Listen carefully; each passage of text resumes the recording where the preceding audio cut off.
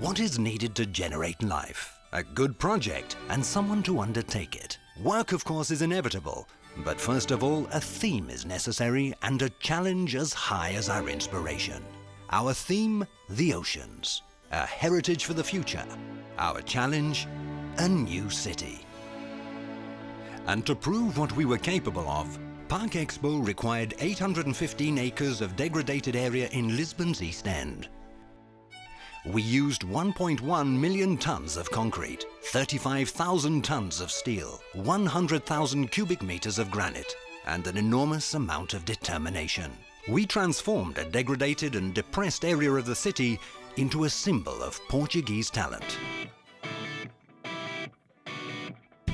That is how it all began. Parque EXPO, a state-owned Portuguese company, was launched in 1993 to organize the World Exhibition of Lisbon and to create a new city centre.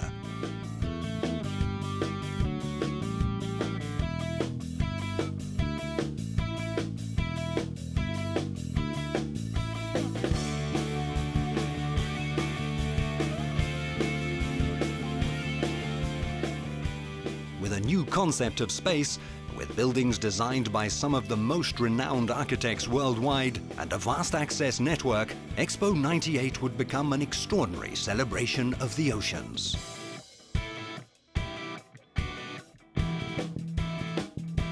Inaugurated on the 22nd of May, EXPO'98 welcomed the contribution of over 160 countries which took part in this initiative.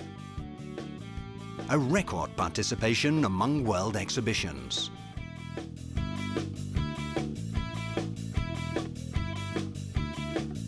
And that is how, in 1998, 12 million people from all 5 continents discovered Portugal.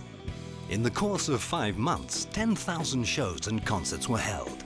A trip to the cultural creation of the 20th century in its various forms.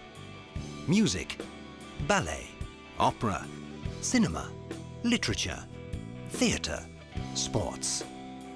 All this in a multidisciplinary exhibition with state-of-the-art technology and vanguard aesthetic projects. The opinion of the visitors leaves us in no doubt. 53% enjoyed it, and 43% liked what they saw very much. In total, 95% of the opinions were positive. During the course of 132 days, Lisbon was unstoppable. From Parque EXPO to Portugal and to the world, an absolute success. Following EXPO'98, Parque EXPO, the only Portuguese company certified in the design, conception and management of urban renewal and environmental requalification projects, once again showed what it is capable of.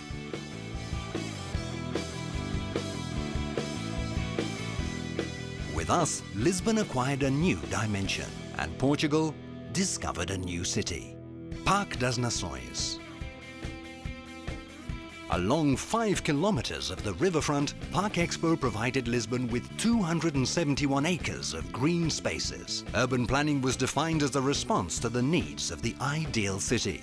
This effort was grounded on enormous recovery work in a vast brownfield which metamorphosed into a symbol of Portuguese talent and of its relationship with the world. The figures of this large-scale enterprise speak for themselves. 286 kilometers of piping, 50 kilometers of drains, 350 kilometers of medium and high voltage cables, 12,000 lamps, 350,000 square meters of pavement, more than 500,000 square meters of sidewalks and cobblestone paving. Urban art was a structural wager in designing an entire area of intervention, guiding the visitor through surprising itineraries which please the eye. Parque das Nações is a landmark in urban development and in the living standards of the people of Lisbon. A new concept in the connection between the city and the river, environmental and landscape recovery, and the guarantee of integrating these values into the urban fabric. Today, some of EXPO'98's original pavilions have become landmarks. The Oceanarium, where sea animals and plant species from all around the world amaze visitors. The Pavilion de Portugal, an exhibition hall par excellence. The Pavilion Atlântico, one of the largest concert halls in Europe. The Lisbon International Fair, with events welcoming companies from all around the world. The Camões Theatre, where dance and music events top the capital's cultural agenda. The Parque das Nações is a green area par excellence. With 271 acres made up of 20,000 trees, 70,000 bushes and 1.5 million shrubs. The Tejo is the biggest park with 227 acres. The Cabeço das Rolas garden has 17 acres and the Garcia de Horta gardens 2 acres.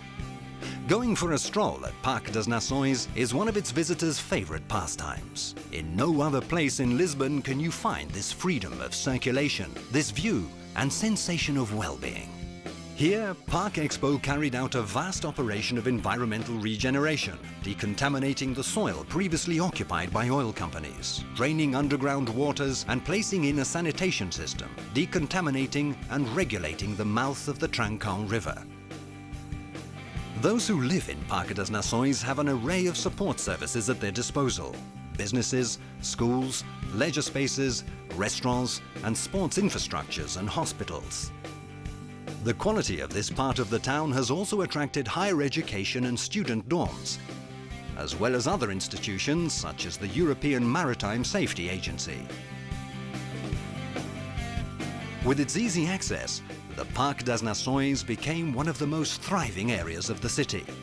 The north-south artery, the Krill roads, the Vasco da Gama Bridge, which stands out with its elegant architectural profile and its perfect integration within the landscape. The Orient Station, with 200,000 daily commuters, and which is above all an example of extraordinary logistics work, where the subway, train and roads converge to better serve this area of the city.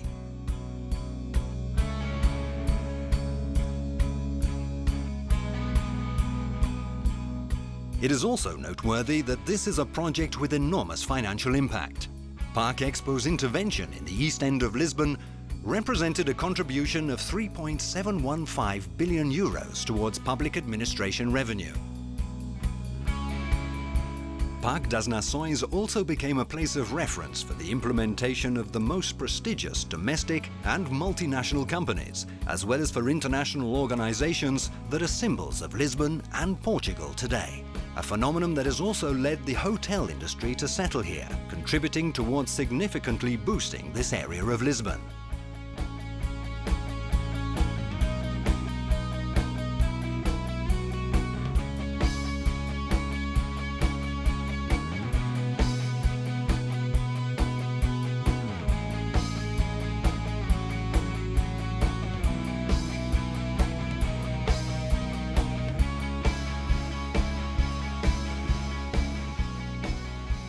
Because of all this, we can say that it is not very often that a new life blossoms with such harmony as it has in Parque das Nações.